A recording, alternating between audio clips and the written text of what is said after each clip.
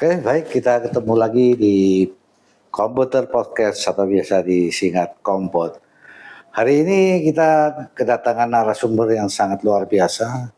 Yang kemarin kita ambil dari dosen dan mahasiswa, sekarang kita panggil narasumbernya dari dekan. Ini kita memang sengaja memanggil dekan Fakultas Vokasi ya. Di sini biar kita tahu bedanya nanti dengan D3 dengan S1 itu apa. Kita sapa dulu dengan narasumber kita. Selamat pagi Pak Heru. Selamat pagi, salam vokasi. Luar biasa sekali, semangat sekali Pak Heru ini sapaannya. Jadi beliau ini memang dimulai karirnya mulai dari Prodi Farmasi ya Pak ya? Prodi Farmasi dari awal. Farmasi sampai booming di tahun 2006 pertama ya? 2007 sudah mulai. Nah beliau sekarang dipercaya oleh rektor sebagai dekan ya, dekan Fakultas Dekan Sekolah Vokasi. Iya, di Universitas Harkat Negeri. Ini kami memang masih sering belibet Pak. Maklum. Universitas Harkat Negeri karena baru. Tapi alhamdulillahnya di sini vokasinya masih tetap ada ya Pak ya? Alhamdulillah masih sebagai bentuk balik nama dari Politeknik Harapan Bersama menjadi sekolah vokasi. Iya, karena Pak Heru juga dulu mengawal dari awal farmasi ya, D3 sampai berhasil, mahasiswanya banyak. Alhamdulillah. Jadi memang harus dipertahankan. Nah ini untuk yang pertama Pak, biar pemirsa dari podcast ini tahu, yang membedakan pendidikan D3 dengan S1 itu apanya Pak?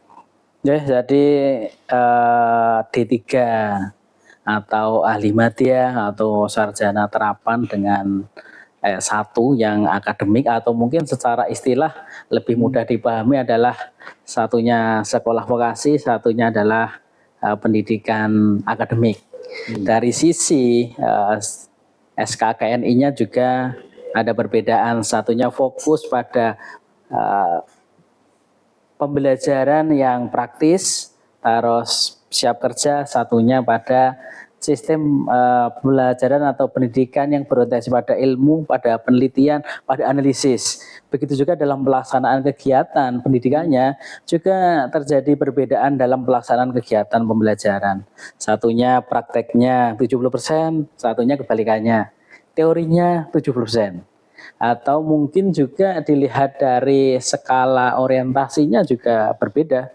Satunya langsung kerja, satunya masih analisis, terus melanjutkan keilmuan, melanjutkan pendidikan, menjadi peneliti dan sebagainya. Yang D3 ya, berarti D3 memang difokuskan mereka yang mau siap kerja. Siap gitu kerja, ya. betul. Dibandingkan dengan yang S1 masih harus membuat pengalaman dulu baru bisa. Betul. Nah di sini yang perlu dipertimbangkan untuk anak-anak SMK ya, S1 SMA untuk mau memilih D3 itu apa Pak? Ya mungkin konteksnya kita harus melihat dulu kalau kita melihat dari negara maju seperti di Jerman, seperti di Swiss, seperti di Korea Selatan, negara maju itu berorientasi pada ekonomi, perkembangan ekonomi. Dan di sana sekolah vokasi itu menjadi suatu yang unggul atau menjadi sebuah unggulan daripada negara itu. Terus juga seperti di Jerman itu 50% anak mudanya itu mengambil sekolahnya adalah sekolah vokasi. Karena orientasi langsung bekerja.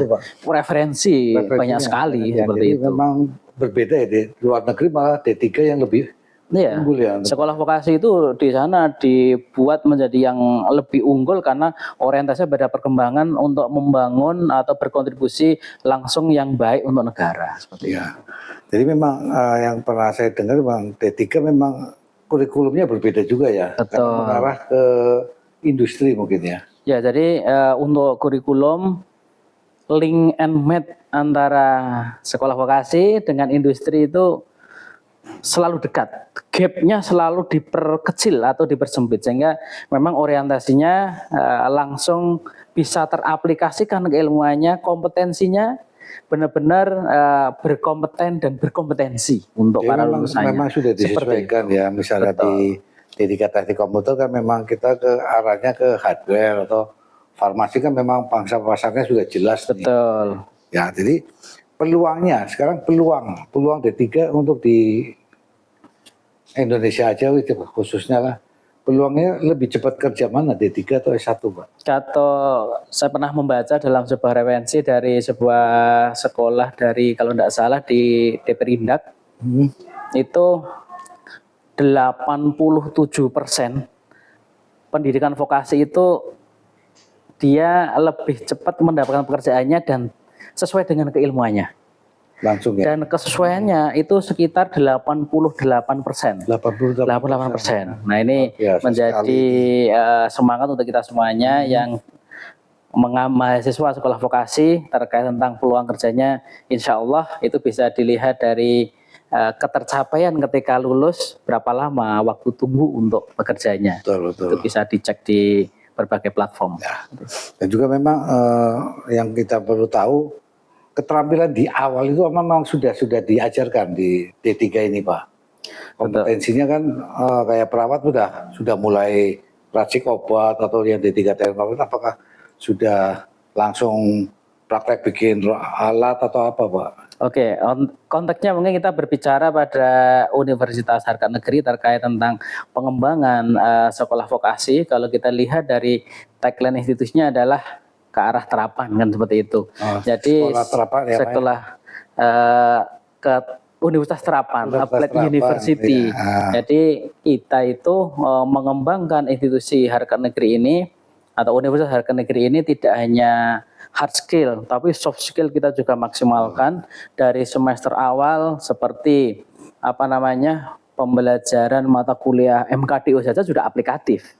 Langsung diaplikasikan pada masyarakat, apa kebermanfaatan di masyarakat seperti itu. Kaitannya juga berbeda ya mungkin ya, D3 magangnya juga langsung di tempat-tempat yang sesuai jurusan. Betul. Ada istilah direct man, direct place lah seperti itu. Jadi magangnya disesuaikan dengan bidang keilmuannya, waktunya juga lebih lama, lebih aplikatif, sehingga ketika nanti sudah lulus ya sudah siap. Jadi memang berbeda berarti. Kalau S1 ada magang atau tidak, Pak? S1 kalau yang kurikulum sebelumnya kan ada istilah MBKM. Itu juga ada magang dan lain sebagainya, tetapi kalau di sekolah vokasi itu durasinya lebih lama, terus juga kesesuaian antara bidangnya atau prodinya dengan tempat magangnya itu pasti ada review di awal dan itu disesuaikan dengan keilmuannya. Seperti itu. Jadi memang secara teknis memang D3 itu lebih siap ya? Lebih siap. Karena melalui proses magang. Betul. Ini yang sesuai dengan kompetensinya masing-masing. Sesuai dengan kebutuhan industri. Kebutuhan industri ya.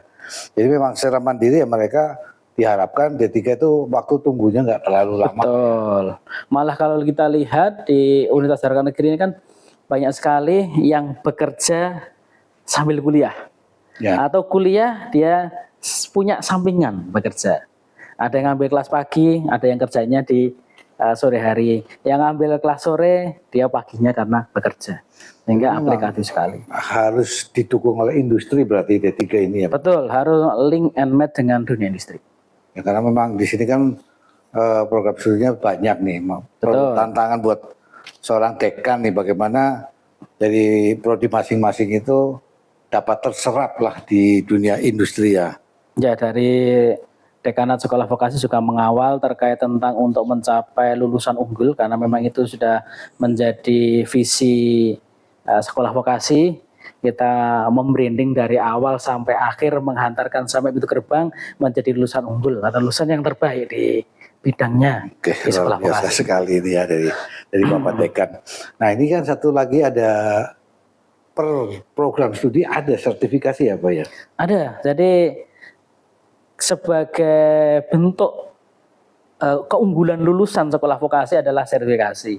Mempersyaratkan berdasarkan tata aturan yang ada, kita memiliki 2 sertifikat kompetensi. 1 sesuai dengan bidangnya, 1 sesuai dengan passion mahasiswa. Jadi dibebaskan untuk memilih. Yang penting ada standarisasinya seperti itu. Jadi memang per prodi ada sertifikasinya masing-masing ya? Betul. Gunanya untuk apa itu, Pak? Jadi untuk menunjang. Kan kita sudah punya ijazah nih. Betul. Kenapa harus ada sertifikasinya lagi? Jadi untuk mencapai seorang ahli itu adalah harus kompeten dan berkompetensi. Kompeten adalah keahlian yang dimiliki sesuai dengan bidangnya.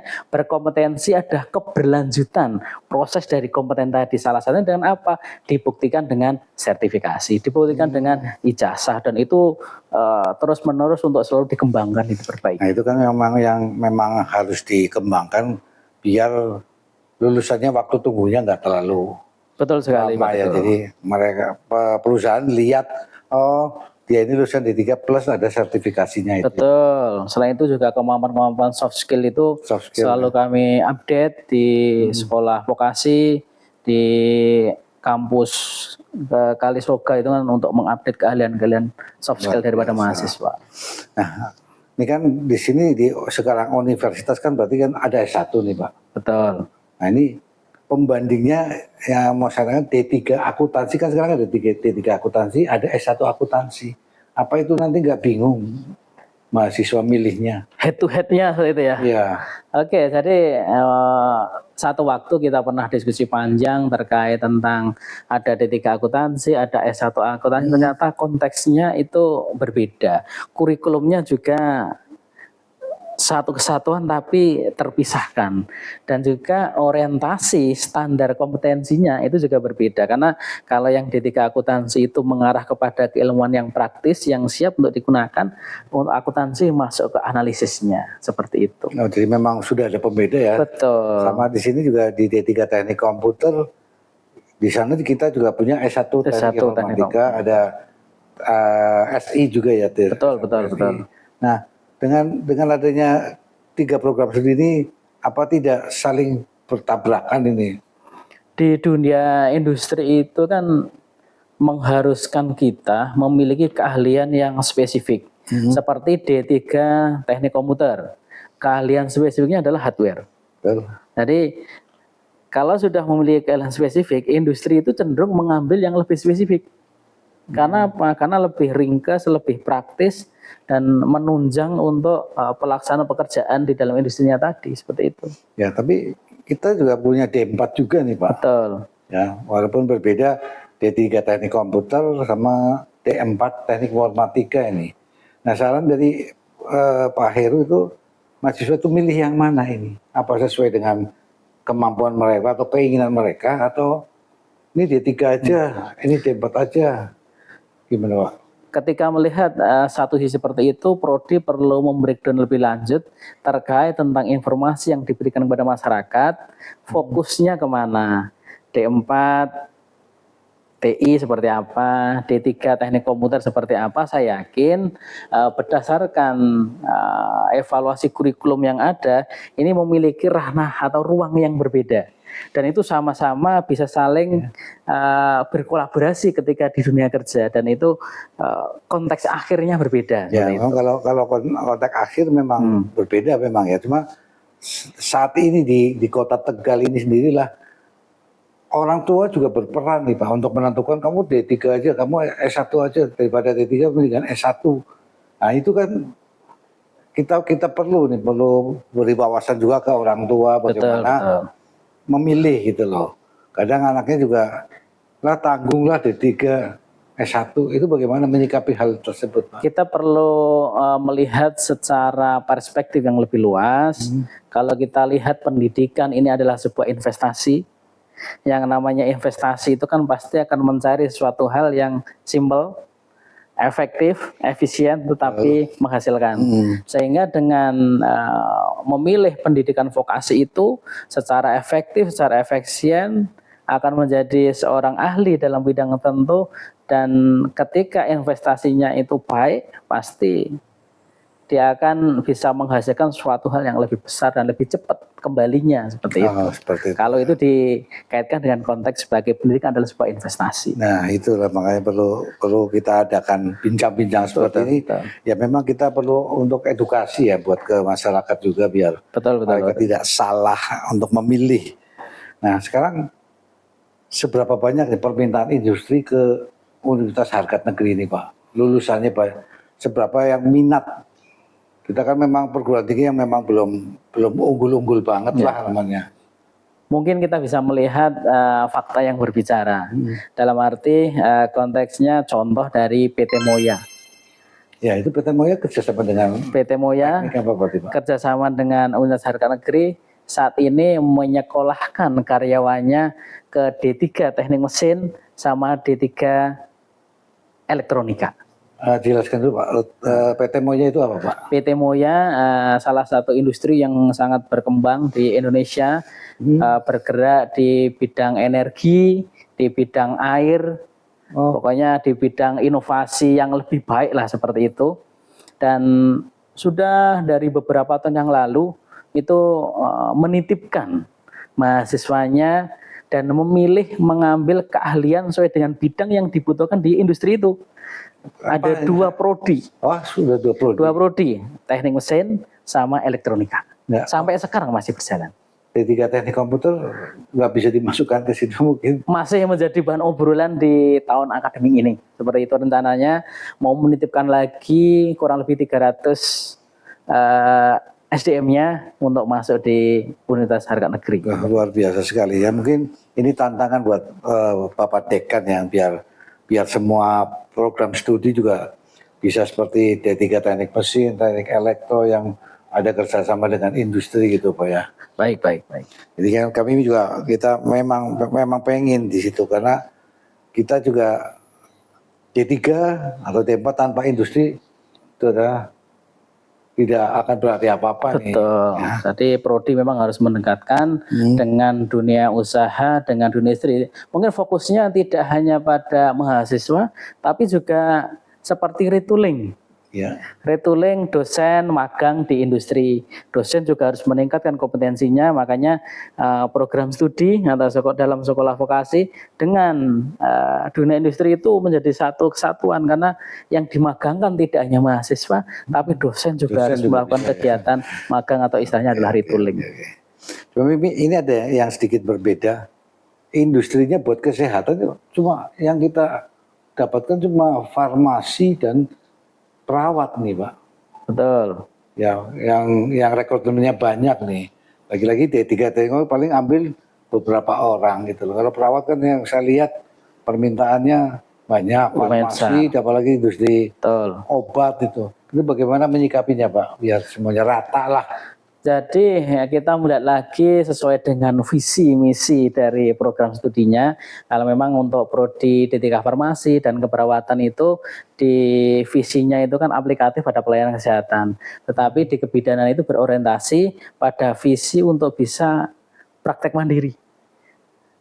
Dengan visi yang komplementer. Sekarang banyak sekali program-program yang dari bidan yang bisa dibuat seperti spa, baby spa, terus message pada baby, terus program ibu hamil dan lain sebagainya. Memang di sini diajarkan untuk buka usaha seperti itu atau? Betul, dari mata kuliahnya sudah mengarah ke sana karena sesuai dengan visinya ke arah komplementer seperti itu. Nah terus peluang-peluang D3 ini untuk kerja di luar negeri itu ada nggak Pak? Ada beberapa kerjasama yang sudah diinisiasi dengan tim kerjasama di bagian humas itu. Beberapa permintaan terakhir yang saya pernah mengikuti itu ada yang di Jepang, itu juga ada permintaan terutama untuk yang tenaga kesehatan keperawatan, terus juga terakhir kemarin ada pembahasan yang di China, itu juga ada. Semuanya ada bidang tersendiri yang menjembatani untuk bentuk penempatan maupun kerjasamanya seperti itu. Cuma kalau kita lihat ya, mungkin tipikal dari orang-orang Tegal sendiri, kalau sudah lulus nggak mau tuh kerja keluar kota pun mereka pada sungkan gitu loh. Dia lebih suka, lah saya mau di Tegal saja. Di Tegal saja, di daerahnya sendiri lah. Nah itu yang membuat itunya mereka terkurung hanya di kota Tegal. Padahal kan jelas UMK-nya sendiri kan masih kecil nih. Ada nggak kiat-kiat Pak biar mereka tuh mau meneruskan kerjanya tuh di luar kota gitu Pak? Mungkin kalau kita melihat lebih dalam sebenarnya Tegal itu kan dari sejarahnya kan tidak jauh-jauh dengan laut kan. Banyak sekali pelaut yang handal itu berasal dari Tegal, baik pembuatannya, baik SDM-nya dan sebagainya. Kalau kita melihat terkait tentang konteks bekerja di seluruh wilayah Indonesia maupun di luar negeri, sebenarnya saya pernah ngobrol dengan teman-teman yang bekerja di luar negeri itu.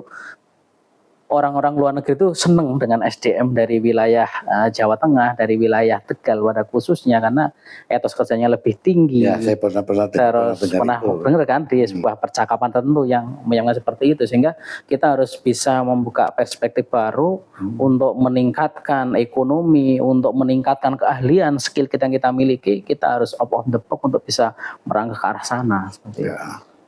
Memang kita sendirilah yang harus bisa menentukan kita mau arahnya kemana, kerja di mana kan ya. Jadi, betul. Nah ini yang perhotelan nih, kita juga punya perhotelan ya Pak ya. Perhotelan itu arahnya kemana nih? Apakah jadi resepsionis atau jadi chef ini Pak?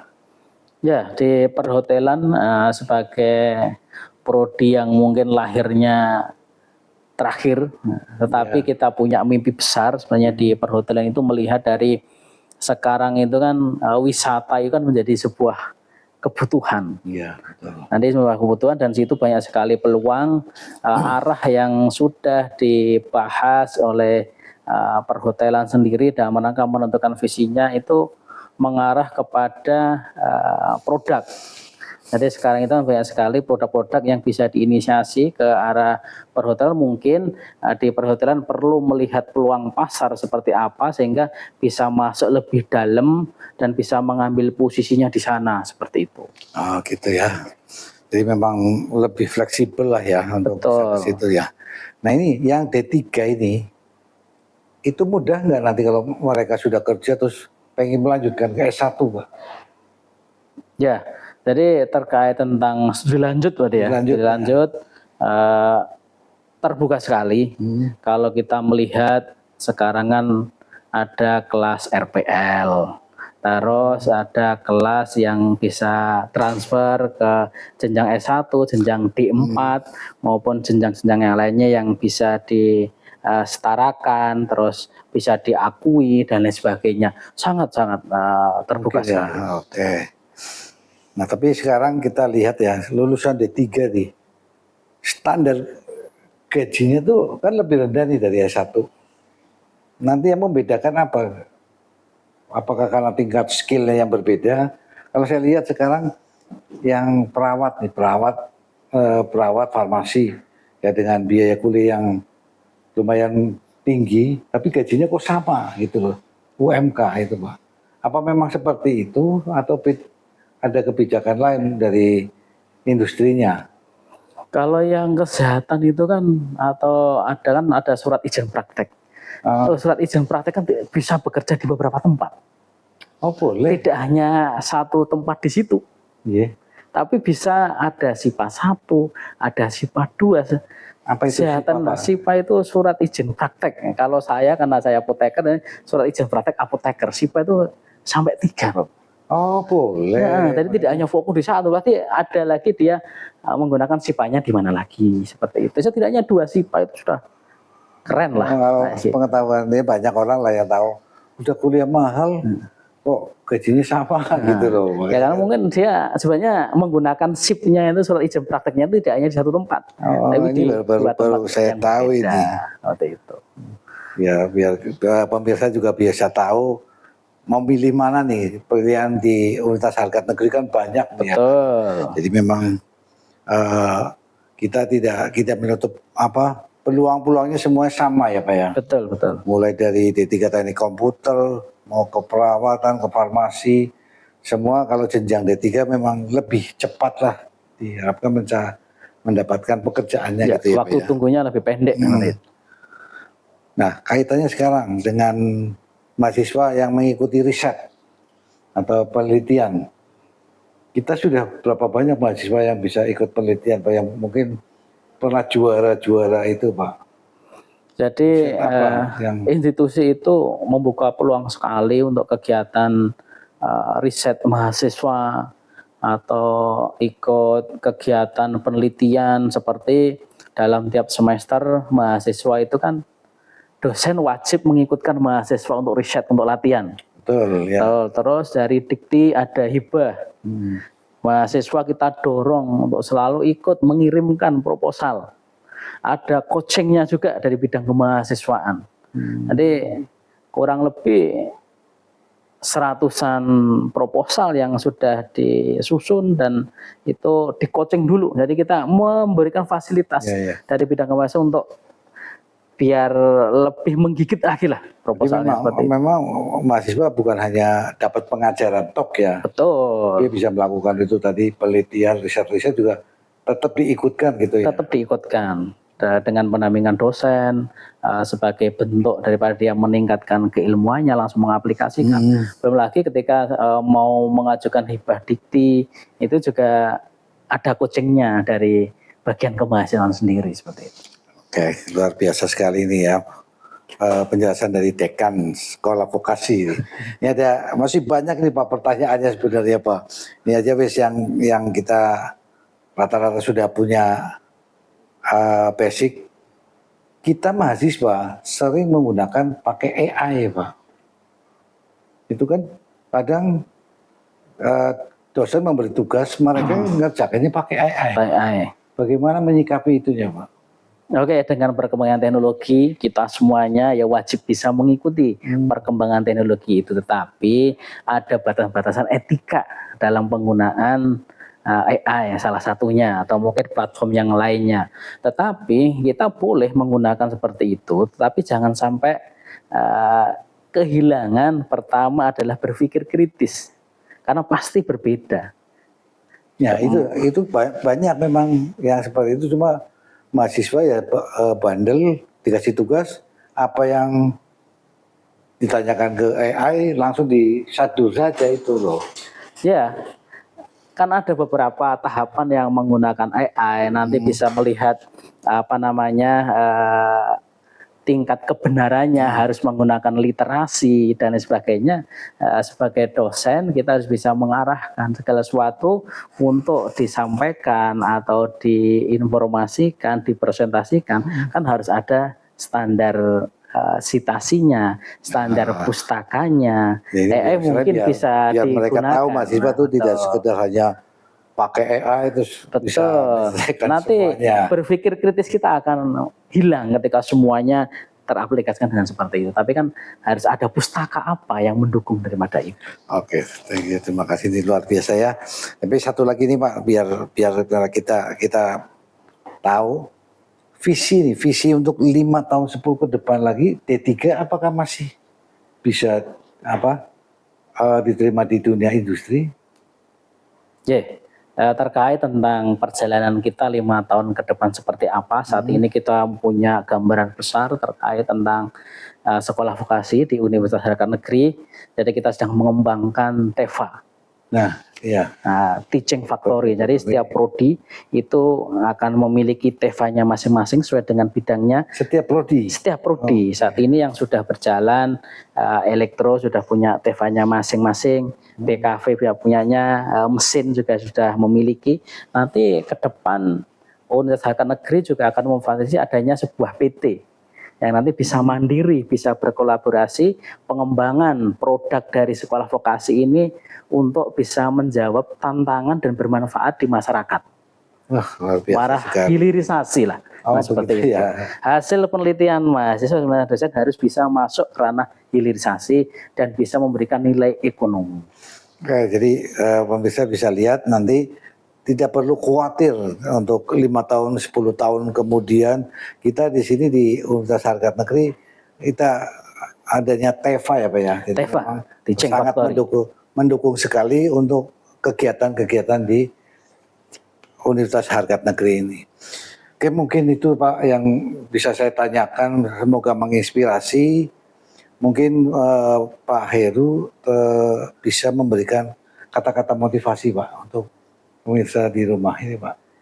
Untuk para pemirsa podcast, salah satu kata mungkin yang bisa diungkapkan untuk sekolah vokasi adalah ahli. Tidak hanya sekedar tahu, tapi benar-benar memahami di dalamnya sesuai dengan kompetensi yang dimilikinya. Itu Oke, terima kasih sekali. Terima kasih. Salam vokasi. Salam podcast.